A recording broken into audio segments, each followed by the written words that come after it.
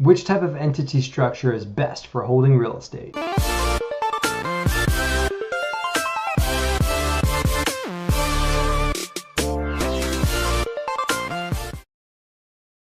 What's going on, YouTube? It's Matt Fairclough. Thank you for watching Mentorship Monday. My name is Matt. My company is called the DeRosa Group, and I'm here to answer your real estate questions that you guys might have about landlording and fixing and flipping and all kinds of other real estate investing stuff you guys want to talk about. All you gotta do is email your questions to helpme@derosagroup.com. That is helpme@derosagroup.com, and I'll answer those questions right here on the YouTube channel for you to watch and you to learn from, and maybe I'll give you a little bit of shout out, like I'm going to give to somebody named Gary. Hi, Gary. Gary says, "Hi, Matt. I just watched an old video of yours on the pros and cons of using an LLC. Very informative. First, congrats on your success." You, Gary, thank you. "I live in California, but I invest in Ohio. I was wondering which corporation is better. I strictly buy and hold cash flow." That's good. Okay. I heard it's better to have more than one owner listed on the LLC. So, is it legal to have my son, who is a minor, as the other owner? Huh. Okay. Here's a couple thoughts, Gary. So, first of all, LLC is the way to go for holding cash flowing real estate. If you are doing fix and flips, if you guys are doing a lot of capital gain activity like fix and flips or wholesaling or something like that, you may want to consider an S Corp. There is a video that's here on the YouTube page. You got to just search around for it. That I interview my CPA and we talk about the power of S Corps. Not really a benefit for buy and hold real estate as Gary is. So if you guys are looking to do buy and hold real estate, you want to have an LLC taxed as a partnership. If you're going to do a lot of capital gain activity, you want to have a separate company. Put your buy and holds over here.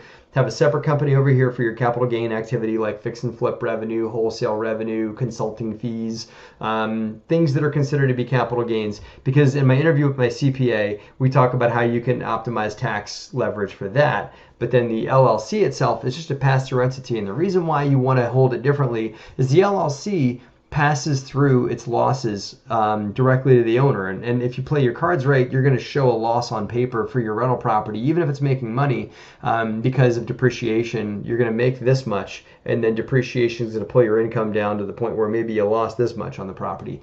That's the perfect scenario. Doesn't work every time, but a lot of times it does. And so that loss passes through to you personally. You can apply it to other real estate gains or losses. And most importantly, besides everything, you made this, you took it home. You didn't have to write a check to the depreciation company. You got to make this money, and then you have to show a loss in your tax return.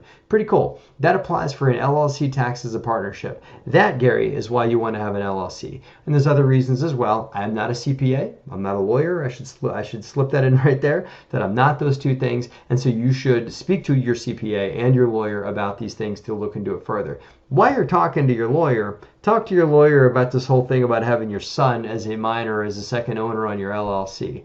I don't think that's a good idea. Again, I don't even know if it's legal to have a minor as an owner of a company. But I would highly recommend that you don't do that, just for a lot of reasons. It's just you don't want it to get traced back to your son. But my guess is that you are doing this to provide long-term wealth building for your son. And so if that's the case, all you got to do is just set up a trust and have you as yourself as the trustee and your son is the beneficiary. And you can have that trust, that father-son partnership, be a partner in the LLC. So the LLC is here. LLC is owned and managed by you, and this trust with your son involved is over here. And your son's kind of behind the trust. He's not a direct owner on the LLC, and I don't think that they would let him do that anyway. Because if something ever happened to you, then he would have to take over. I'm riffing and making things up. If you guys are watching this and can think of other reasons why it's not a good idea to have a minor as an owner of an LLC, leave it in the comment bar. I'm kind of blanking here, but I don't think it's a good idea for a lot of reasons. So that's that. I've never heard about the two owner thing, although I do know that if you have one LLC, it's called a single member LLC, which is a much easier entity to deal with than a multiple member LLC would be. And that's just because it's considered, it doesn't even really need a tax return. A single member LLC is. It's like a front for whatever's behind it.